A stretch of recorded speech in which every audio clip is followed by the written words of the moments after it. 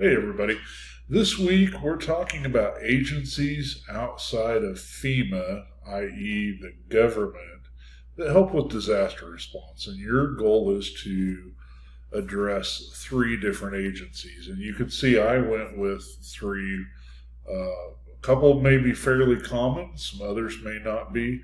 But really, I just wanted to give you a quick overview of this and hopefully kind of if you're struggling with what agencies might help, and there are many. So please don't think that these are the only three that are out there. And I've seen some really good responses in other classes. So take some time to think about it and provide your own. The American Red Cross, when we think of disasters, we often think of the American Red Cross. They have been known for that. While they're typically known for blood drives and things of that nature, the American Red Cross is often there to help. My first real interaction, if you will, with the American Red Cross came when I was in the military. We had one of my fellow recruits had a death in the family, and the Red Cross helped collaborate, if you will, getting the notifications and the proof that the family member had actually passed and getting him leave and all that stuff, and he actually was able to go home, attend to the funeral, and then come back, and that was all a big part of the Red Cross. So the Salvation Army, those are the bell ringers. You see them outside various places like grocery stores and malls and things like that, particularly during the holidays, ringing the bells. They got the little buckets and things like that.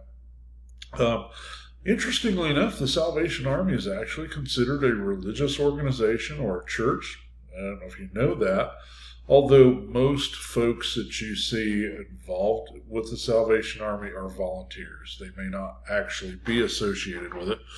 Our church actually signed up one holiday season, and we all went and took turns ringing the bell for the Salvation Army and helping collect donations. Throughout the year, they are known for helping victims of fires, like you have a house fire or something and you're displaced.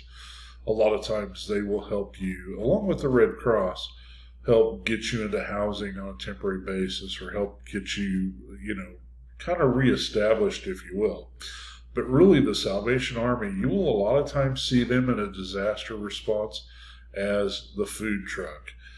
Worked through the Greensburg tornado many years ago, and the Salvation Army had their canteen vehicle set up. And I'll tell you what, at 2 o'clock in the morning, they had hamburgers and other snacks that you could eat.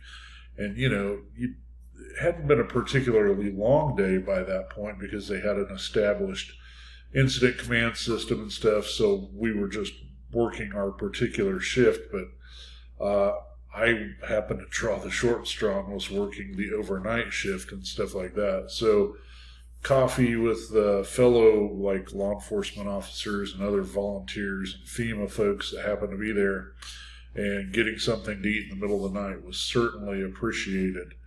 I know the Salvation Army people, they worked really hard. Like they said, I remember the one night they had hamburgers, and the guy said, well, this is from dinner at 5 o'clock, and this was like 2 o'clock in the morning. And he goes, let me try and warm that up for you. So he did his best to warm it up, and that was really appreciated. So the last one you see on here is the United Methodist Church, and I'm familiar with them because I've been a church member for a long time. And this is not a plug or anything of that nature. I know there are other church organizations that help and do some similar things, but I was really surprised when I first joined the United Methodist Church because I didn't join that church until I was an adult. The level of disaster response that they actually have, within the United Methodist Church, the large overarching structure, they have a disaster management team. Now, part of that is to help respond to areas that are affected by disaster, tornadoes, floods, hurricanes, things like that, and take care of the church, but in the larger extent, help take care of the church family and the community as well. I know there have been a number of times that We filled one particular Saturday, we filled 5-gallon buckets with cleaning supplies and brushes, like a cleaning brush or stuff like a number of different things, and a little package of candy and stuff. And they were going to be sent to one of the southern areas of the United States that had experienced flooding. I think our area was actually Mississippi, but there was other churches that were going to send it to Louisiana and different things like that. So, sometimes it's small functions, if you will, that are involved, but you could sign up to be a volunteer and go down to a disaster-affected area and help with the community as well. So that's kind of the 3 that I ran with. I hope you find those informative, and certainly the next time you walk into a store and you see the Salvation Army person, maybe you'll think differently about how that function is applied in a greater sense. So I look forward to your organizations and entities that you outlined, and your commentary in the discussion. Thanks, everybody.